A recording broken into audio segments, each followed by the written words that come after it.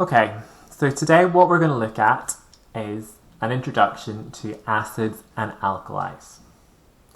Now, acids and alkalis are two types of chemical, and they're often seen as the sort of opposite of one another. But actually there's three types of chemical that we can think of. We have acids here, we have alkalis at the other end, and then in the middle we have things that we would call neutral. And this is what we would call a spectrum, which means that it's just a range of ways of looking at chemicals. So chemicals can be acid. On this end, they would be very strong acids. Then as we move along, we'd have weaker acids. Then we get to what we would call neutral. And then what we'd be turning into is an alkali. And here, what we'd end up with something which would be a strong alkali. And what's important to know about all of these things is that they exist in solution. And so if things exist in solution, we're always going to, in a chemical equation, you're going to see this little symbol, AQ, written beside them.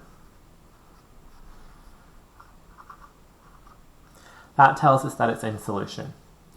If it's not in solution, it cannot be described as an acid, neutral, or alkali and will not have an effect.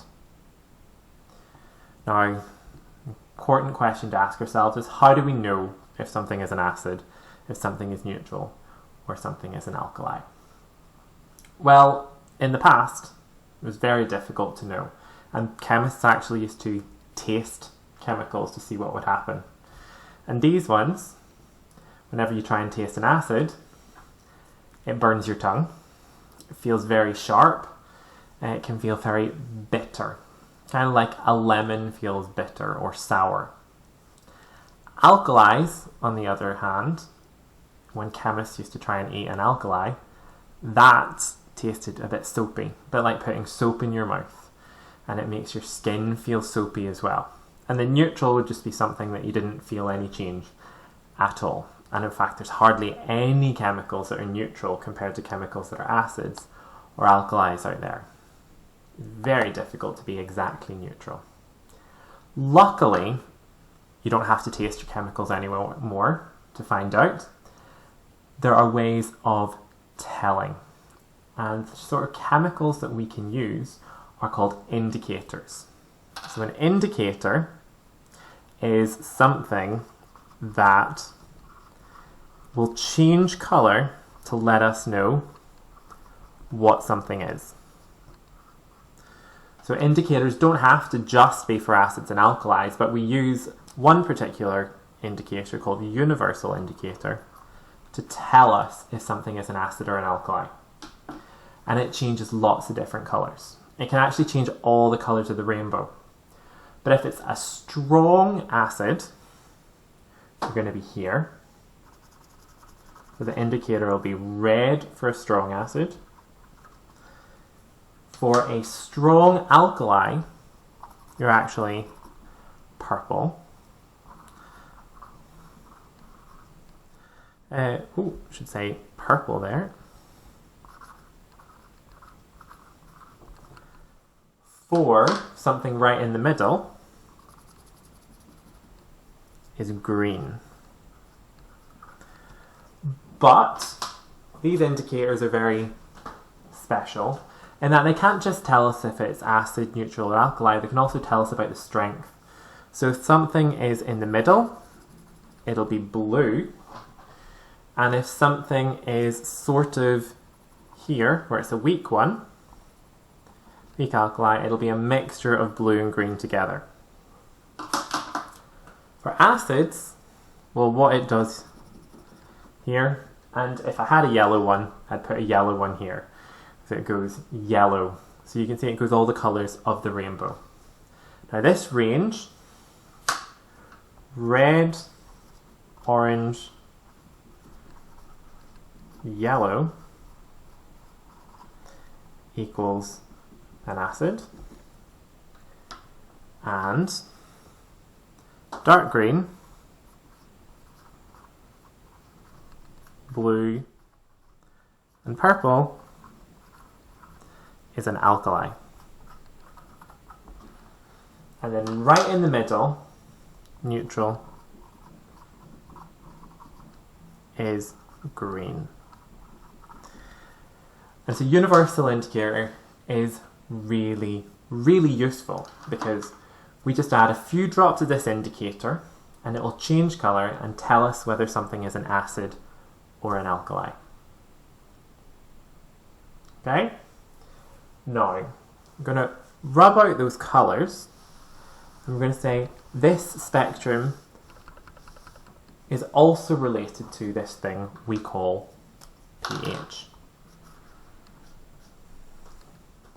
Now pH, this little P stands for, I think it's a German word, potens, which just means power. And H, that's the chemical symbol for hydrogen. So it's the power of hydrogen. It's how much hydrogen there is in solution. And we'll see that later on. But pH is a scale and it goes from 0 to 14. So on this, for the pH scale, we're at 0 all the way to 14. And then right bang in the middle, the pH of 7, that is neutral. And that's really important. pH 7. Because only a pH of exactly 7 is neutral. So that is 7.00. Not just 7, 7.00. So if you round it, doesn't matter, has to be exactly 7.00.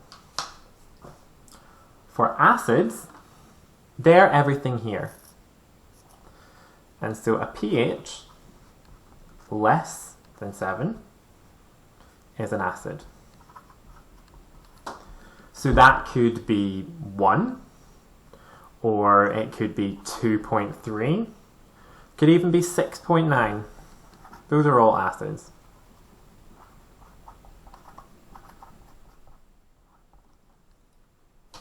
On the other end, for our alkalis,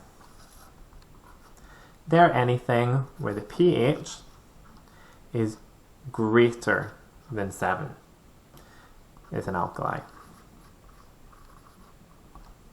So that could be 12, could be 8.5, even 7.1, they're all alkali pH. Alkali or alkaline, if we're being correct with the English, an alkaline solution, those are all pHs. So we have universal indicator, shows us the colours, but pH allows us to use a number. And we can use a way of recording this, recording the pH, we can use a pH meter to measure this, or universal indicator, because every colour that universal indicator turns relates to a number. Now, universal indicator can only tell us to the nearest whole number, but the pH meter can tell us to 2 decimal places. So the pH meter is much better at giving us an accurate pH value.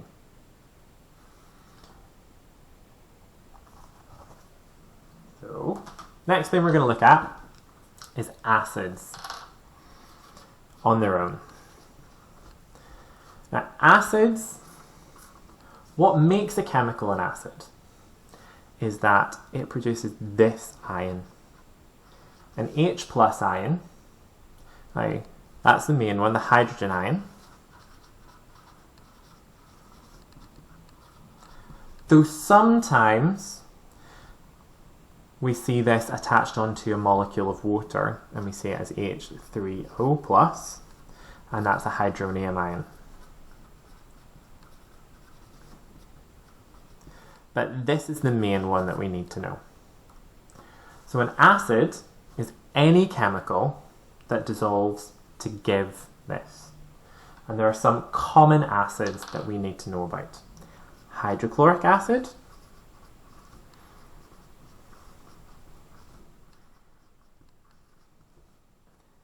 nitric acid, and sulfuric acid.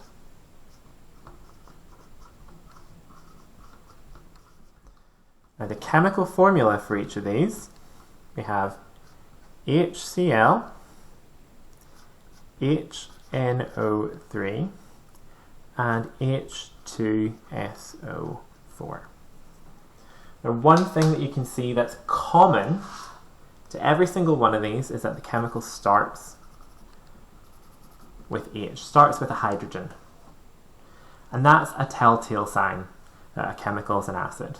The formula starts with H, it's most likely an acid. Now, whenever these chemicals dissolve, so that means when they go into water, they actually fall apart and they form ions, like a lot of things do. Now, what this one does, we get Cl minus ion,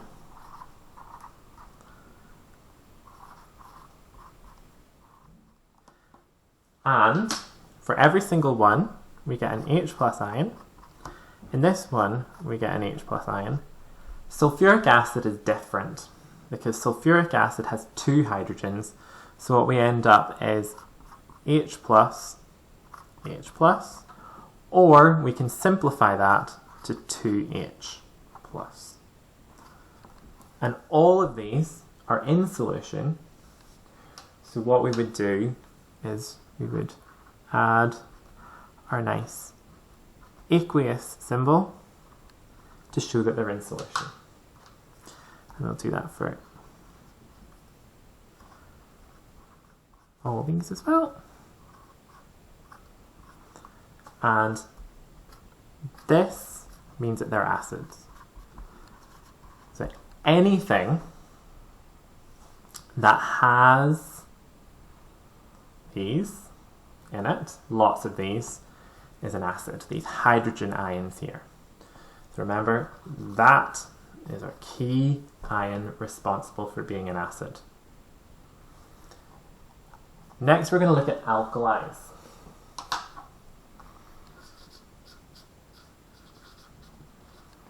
Now, alkalis, they also have a particular ion that is produced every single time. Now, the ion that gets produced is an OH minus ion, which we call the hydroxide ion.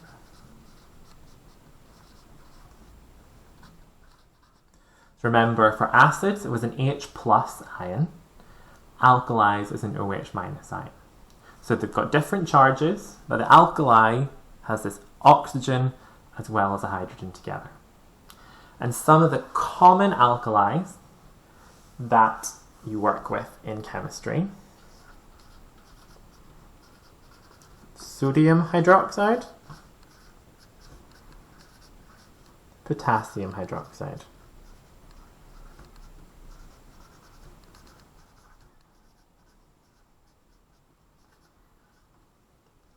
And the formula for these, well, you have NaOH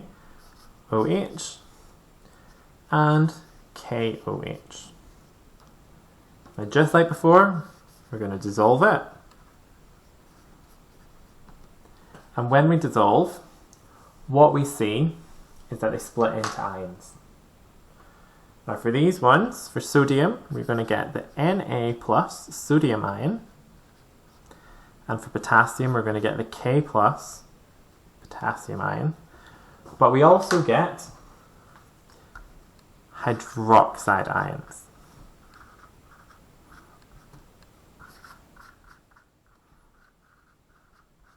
And these ones are what tell us if those get formed in solution, then it is an alkali.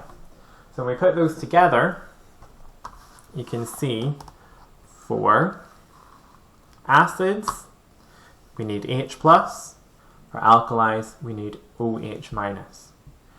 And whether these are in solution or these are in solution, tell us whether something's an acid or an alkali.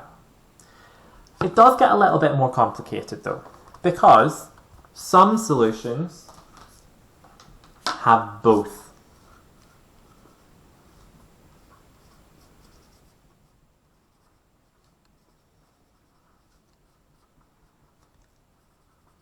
So they have H+ and OH-. So some solutions have a hydrogen ion and hydroxide ions in them. So how then can we tell whether something's going to be an acid or an alkali? Well, whichever one of these is most concentrated, whichever one we have most of, the solution's going to match that one. So for an acid, we have the concentration of H+ is greater than the concentration of OH-. So just the CONC is concentration. Sometimes you see concentration drawn in a square bracket like that.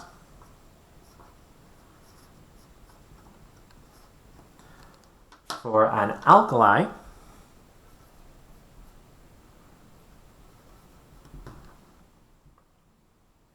go and rub that out because that doesn't look very nice, does it?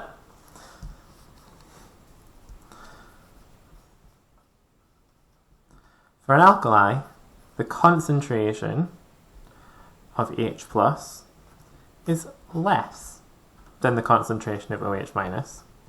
So H+ is less than hydroxide.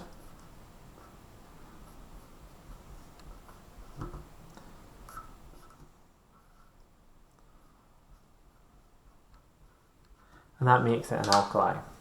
So those are really important relationships to know. But things that are neutral also have these. So we'll look at that. We'll look at neutral in the middle. And neutral is really special, because neutral is whenever the concentration of H+ is exactly the same as OH-. So if those two things are equal, we get it. And one example of a chemical where those two things are going to be equal is water. Because water, if we remember the formula, is H2O. Or we can draw it like a molecule, like this. That angular shaped molecule. Now sometimes what's happening to water molecules is that they break apart. So it can go like this, and it is reversible, so the water can be made again, but it can end up like this, an H+ and an OH-. So you end up with the hydrogen ion and the hydroxide. And if we've got an equal number of those, we have something that's neutral. So those ions, the H+ ion for acid and the hydroxide ion for alkalis, are really important for us to know. So let's just recap what we did today. So we looked at acids and alkalis. We learnt that acids and alkalis are just opposite ends of this spectrum of chemicals, and neutral sits in the middle. We looked at the colours that universal indicator will turn. Now, acids are red, but it can also be orange or yellow. Neutral was green, and alkali was blue and purple. We also looked at the pH scale, and we saw that acid is anything with a pH under 7. That includes things like 6.9. Neutral is exactly 7, so 7.00. And then an alkali had a pH of anything greater than 7, so even 7.1. We also learned that in order to measure the pH, we could use universal indicator or a pH meter. And a pH meter is more exact. We then looked at acids, and we learned that the hydrogen ion, sometimes called the hydronium ion, is what's responsible for acids. And that in common acids here, we produce H plus ions in solution. And if we've got these H plus ions in solution, it means that our final solution is going to be acidic. For alkalis, we learned that alkalis produce the hydroxide ion in solution. And it's easy to tell what they are because usually the chemical ends in hydroxide. And the hydroxide ions, whenever they dissolve, OH minus. And finally, we finished with understanding that when we have a solution, we can have a situation where we actually have a mixture of both of those together. And when we have both of them together, we need to look at how much there is of one compared to the other in order to work out if it's an acid, an alkali, or neutral. In an acid, we have more of the H plus ion, the hydrogen ion. In an alkali, we have more of the hydroxide ion, OH minus. And in neutral conditions, the two are equal, exactly equal. And water, being an example of something neutral, is capable of forming from one water molecule, it can form one hydrogen and one hydroxide ion, which is why they're always going to be equal to one another. So that was our introduction to acids and alkalis. Thank you very much.